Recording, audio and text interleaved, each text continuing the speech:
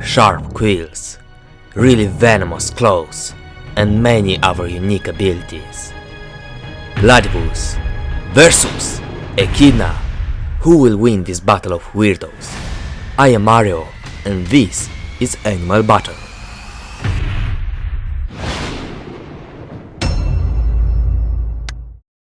You already know how it goes. I will compare the two candidates based on the 6 characteristics that are agility, attack, defense, intelligence, bonus skill, and survival. And after that, you will be the ones who will vote for the winner in the comments. You will also find out who won the previous battle between the maned wolf and the Dhole at the end of this video, so don't miss it. Now let's go to our two competitors, the Platypus and the Echidna. Both of them originate from Australia, the continent with giant spiders, marsupials, and deadly snakes. But the Platypus and the Echidna take the Australian weirdness even further, starting with the fact that they are monotremes, a group of mammals that lay eggs, unlike all the other mammals that give birth to live children. And before we go to their stats, you should know that there are actually 4 species of echidnas, but I will talk about echidnas as a whole, as they don't differ that much. Let's jump right into it. And instead of starting with agility like always, I think it is better to start with their bonus skills, since these animals are so unique and weird. The Platypus looks like a combination of animals, with a duck bill, a beaver-like tail, and feet on its sides, which is usually common in reptiles and not mammals. It looks so weird that the first explorers that came to Australia and saw the Platypus thought that it was just a joke and wouldn't believe that it is a real animal. But all of those weird body parts are actually really useful and grant it a lot of abilities. Spending most of its time in water, the Platypus has several adaptations, like a dense waterproof fur, and a tail that's useful for swimming and stores fat reserves. The tail can also be used by the Platypus as a limb to grab and carry weeds and sticks to its burrow. Its coat is also slightly biofluorescent, shining under UV light, and scientists are not actually sure of its use. But let's not forget about the Echidna, that, with its long snout and spines, looks like a combination of an anteater and a hedgehog or porcupine, but isn't closely related to any of those animals. The Echidna actually evolved from a platypus-like mammal and adapted to living on land. The Echidna has a sticky tongue that has half the length of its body and big powerful claws, making it a powerful digger. It also has pretty flat eyes that grant it great focal length to spot predators from far away. And that's not all. Both the Echidna and the Platypus have a very low body temperature for a mammal. While most mammals have a body temperature of about 37 degrees Celsius, like humans, the Platypus has a body temperature of only 32 degrees, and the Echidna has a body temperature of 33 degrees. When it hibernates or enters torpor, which is like a short hibernation, the Echidna's body temperature can drop all the way to 5 degrees Celsius to save energy. But perhaps the most interesting bonus skill that both of them have is that, just like sharks, they have electroreceptors that grant them a sixth sense. The Echidna's snout is equipped with 400 to 2000 of these electrosensors, while the bill of a Platypus has about 40,000 of them. These electroreceptors give them the ability to detect electric fields generated by the slight movement of muscles of their prey. While it is just a bonus for the Echidna, the Platypus takes full advantage of this extra sense while hunting, closing its eyes, ears, and nostrils every time it dives to forage for food, as they wouldn't be very useful in the muddy water. Instead, the Platypus will detect the direction and the distance to their prey just by detecting the electric fields generated by muscle movements. Okay, those were a lot of bonus skills, but they are all necessary adaptations to survive in such a hostile environment and define these two weird and fascinating animals. Let's see their stats. As expected, they have really high bonus skill stats, and I haven't even talked about the potent venom that one of these animals has, or the fact that the other can have dreams when sleeping.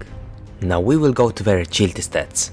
With its short and bulky legs, the Echidna is of course not very fast, reaching a top speed of only 2.3 km per hour, so running is not a viable escape option for it. But, despite its appearance, the Echidna is actually a capable swimmer. Not as capable as the Platypus, of course, which has adapted to an aquatic lifestyle. The legs located on the side of its body make it more hydrodynamic. It mainly uses its webbed front feet for swimming, while the back feet are used for steering. It looks really funny while swimming in water, but it can actually reach nice speeds of up to 35 km per hour. Its dives are pretty short, as they usually last up to 30 seconds. As expected, it looks pretty clumsy crawling on land. By the way, don't forget to give this video a like or a dislike, since both are good indicators for YouTube to recommend this video to more people. You can also subscribe not to miss new videos and to make Spike happy. So let's see the agility stats. Their agility stats are not that remarkable, the platypus being better here as it can reach higher speeds in water. Next are the attack and defense stats, which might actually surprise you. These two mammals are actually pretty small. The platypus male will reach up to 50 cm in length and weigh up to 2.4 kg. The echidnas are larger, their size depending on the species. It can reach from 30 to 78 cm in length and weigh anywhere from 3.5 to 9 kg, males averaging at 6 kg. But what do these animals actually eat? Good evening, gentlemen. What would you like to order? For you, Mr. Platypus, I can recommend some worms, insect larvae, shrimps, crayfish, or crabs. Yep, the platypus is actually a carnivore and it will usually go hunting for crustaceans in the muddy water using its sixth sense. After capturing the prey, it will store it in its cheeks and swim to the surface to properly eat it. Since the platypus has no teeth, it will grind the food in its mouth using gravel. What about you, Mr. Echidna? Do you want ants or termites? As you might have guessed, the long sticky tongue is used for eating ants and termites mostly. The echidna will go foraging for prey and will try to find it using its sixth sense, then dig out the ants using its powerful claws. Both the echidna and the platypus seem defenseless being so small, but they came up with their own defense strategies. Not many people know it, but the platypus is actually a really venomous animal. Male platypuses have spurs on the hind legs, which can be used to inject a really potent venom. The venom is strong enough to kill smaller animals like dogs, but is not lethal to humans. Still, it will result in excruciating pain that can actually last for months, so I'd recommend against playing with a platypus. The echidna will of course use its sharp quills for protection, but are actually modified hairs. When threatened, it will curl into a ball like a hedgehog, or try to bury itself so that only the spikes remain visible. The echidna has quite a lot of predators like feral cats, foxes, domestic dogs, and goannas, but its spikes seem to do a good job of defense, since the echidna has quite a high survival rate. The platypus needs to look out for the same predators, plus hawks, owls, eagles, and crocodiles. So what are the stats? As you can see, the platypus is doing better at attack, having its venomous spur, while the echidna is better at defense with its sharp spikes. Next, we will go to their intelligence stats. The platypus has a relatively small and smooth brain, but it is at least good at recognizing different humans. The echidna on the other side has a relatively large brain, being as smart as cats or rats. What is interesting is that the echidna can also experience rapid eye movement while sleeping, but is a stage in which dreaming occurs in humans.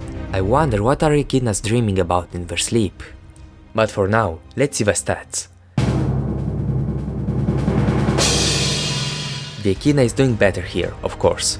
Lastly, let's go to their survival stats. The platypus is classified as a near-threatened species, with a population of up to 300,000 individuals. The 4 different species of echidnas are differently listed, from least concern to vulnerable and even to critically endangered. The female platypus will lay 1 to 3 eggs in a burrow and will curl around the eggs to incubate them, while the echidna female will lay only 1 egg and will store it in a pouch. Since both the echidna and the platypus don't have nipples, they will actually sweat the milk to feed the babies. The platypus will have a lifespan of about 11 years in the wild and up to 17 in captivity, while the echidna can live up to 40 years in the wild and up to 50 in captivity. Let's see their final stats. As you can see, their stats are quite unique, having really high bonus skill stats. The platypus is doing better when it comes to agility and attack, while the echidna is doing better at defense, intelligence, and survival. But who is the winner? As always, it is you who will decide the winner voting in the comments. Write #platypus to vote for a platypus, or #echidna to vote for the echidna, and I will announce the winner in the next Animal Battle episode. It is time for me to announce the winner of the previous battle between the maned wolf and the dhole. So, after counting all the votes, the winner is the dhole, an amazing canid that efficiently utilizes teamwork to outmatch even the strongest predators. If you wanted the maned wolf to win, don't be upset, because here, on I'm From Animals, we love and respect all animals. Once again, don't forget to cast your votes in the comments, writing #platypus or #echidna. I would also like to thank my patrons for supporting me, and if you truly love what I'm doing, you can also support me on Patreon to fill up that list with your name. Respect animals.